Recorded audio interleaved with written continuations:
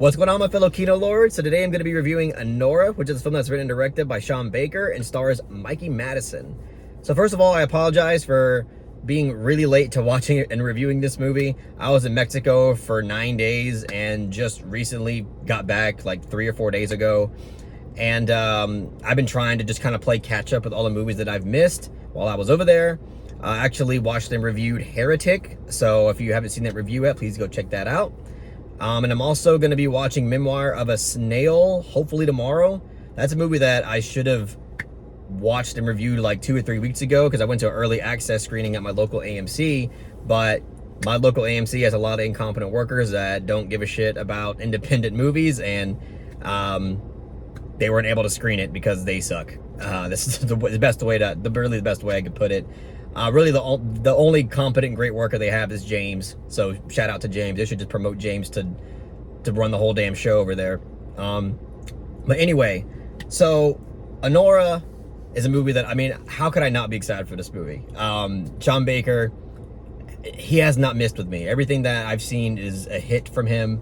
The Florida Project was the first film that I've seen from him, and I absolutely love that movie to death. Red Rocket, great movie.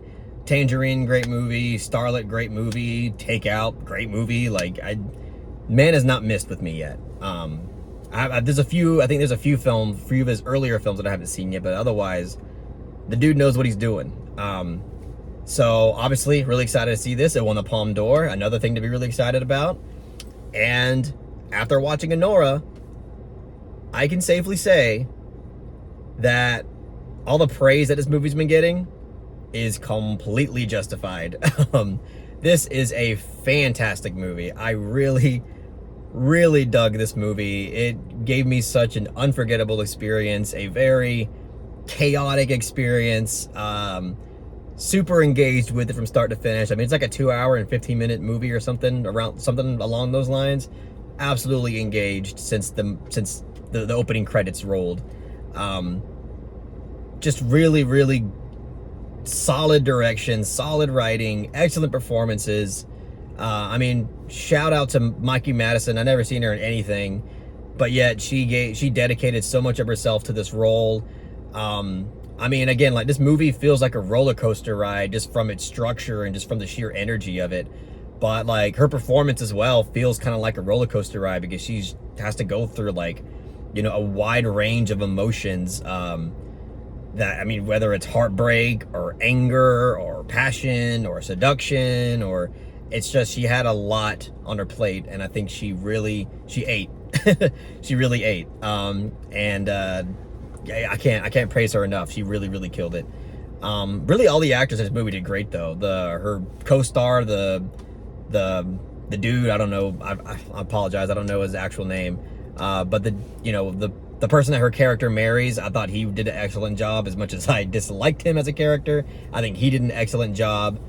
And everybody, like all the bodyguards and the goons and the people that play her parents. I mean, and the other strippers and sex workers alongside Anora. All the performances all across the board, really, really great. Felt very raw and very authentic, and just, I really can't praise the acting enough in this movie all across the board.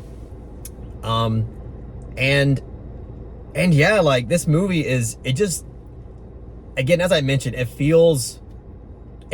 So at first, I'll just say this. I was a little bit worried at first. I'll say the first 25, 30 minutes, like, I was enjoying it. Like, it was entertaining.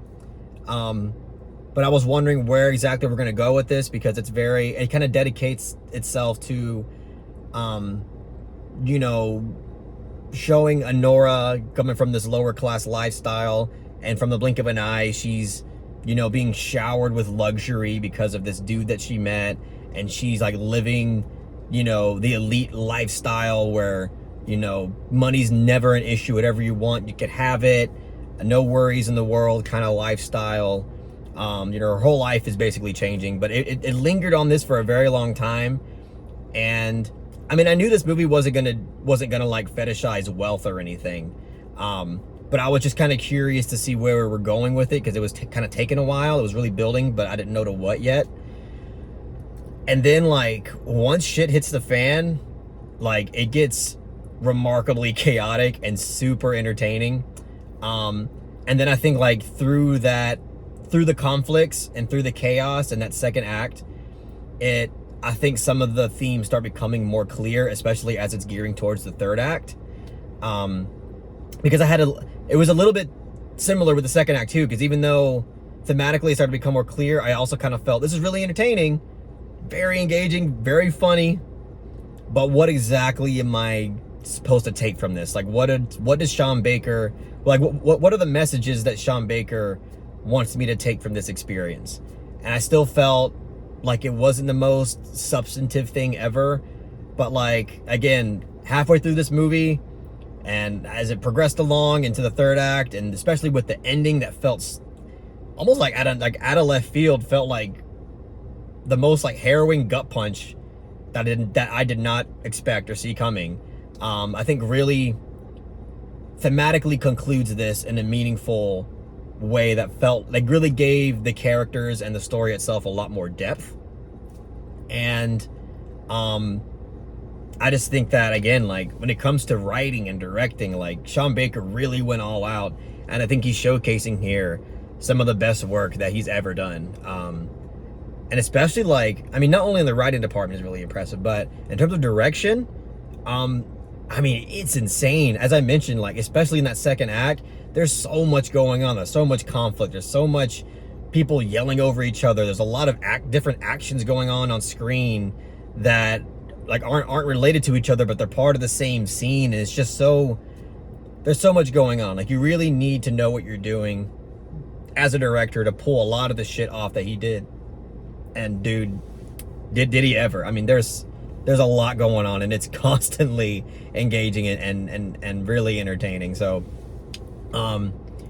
yeah, and again, like, thematically speaking, I think there's a lot here. I mean, class is, like, ultimately, like, I feel like one of the more foundational themes of this movie.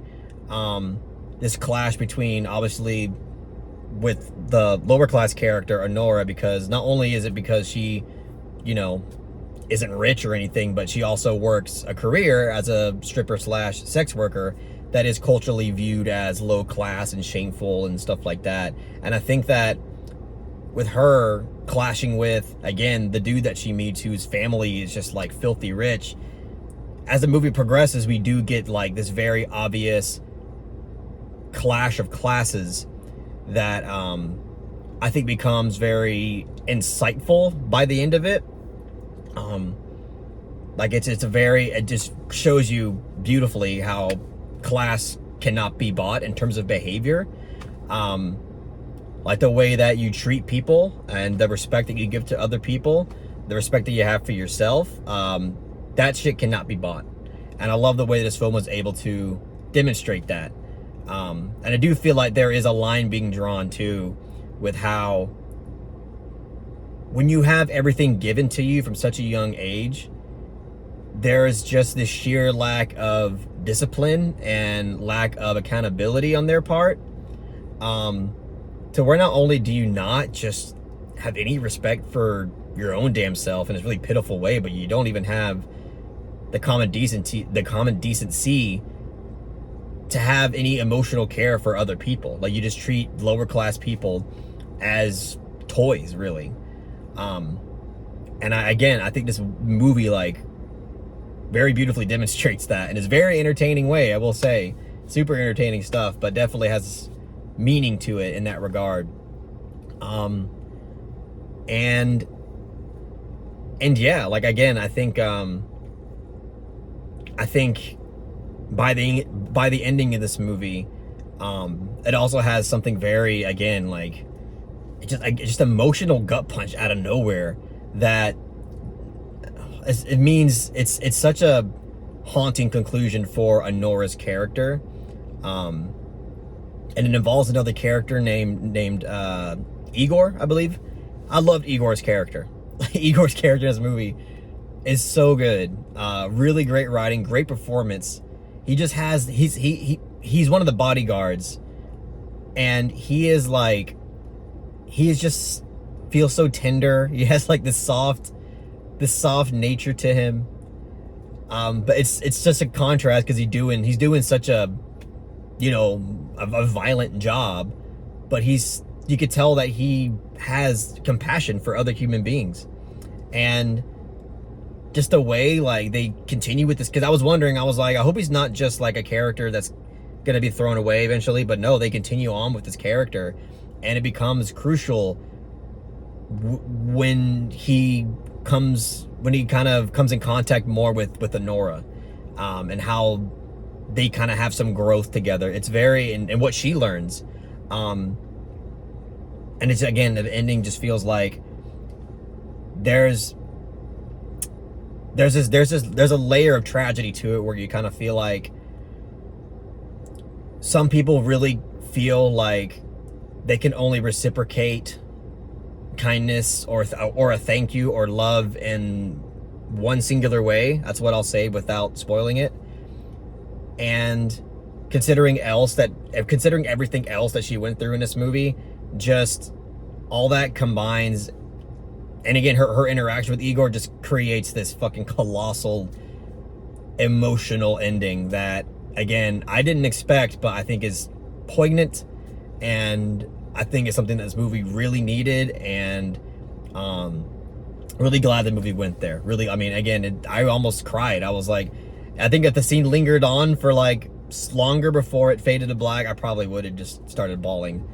But yeah, I mean, look, this movie, it's fantastic. It's a fantastic movie. Loved it. There's so much about it that I loved. Sean Baker really outdid himself here. Performances are fantastic. Very purposeful writing choices. Direction, so many impressive things about that I haven't seen in his other movies. You could tell that he really was more ambitious in that department and really stepped it up. Again, with all this chaos that's going on. But yeah, I mean, I think that's all I got to say about it. I apologize if, this wasn't the most substantive review. I basically just got out from watching it. But those are my, right out of the gate thoughts about it. And, I hope y'all enjoyed it. But I'll rate Anora a 9 out of 10. I don't think I can call it a masterpiece, like a perfect 10 out of 10. But it is a fantastic movie. It's fantastic. Really, really loved it. I think I still like the Florida Project a little bit more, but we'll see what happens with time. Really, this is one thing that only time will tell here. But I really enjoyed it. I think it's excellent. So, go out and see it if you haven't already. The hype is real. The buzz is real. I think you'll have a great time with it. I mean, there's a lot of sexual content here. So if that's something that bothers you, obviously maybe don't watch it, but it is what it is, and it's on purpose. I mean, I think a lot of at least what I've read on Sean Baker and what I've heard other people say about Sean Baker is that and honestly what I've experienced from Sean Baker through all the films that I've seen from him, I feel like he's definitely trying to destigmatize sex work in movies. Not only in movies, but just in our culture in general.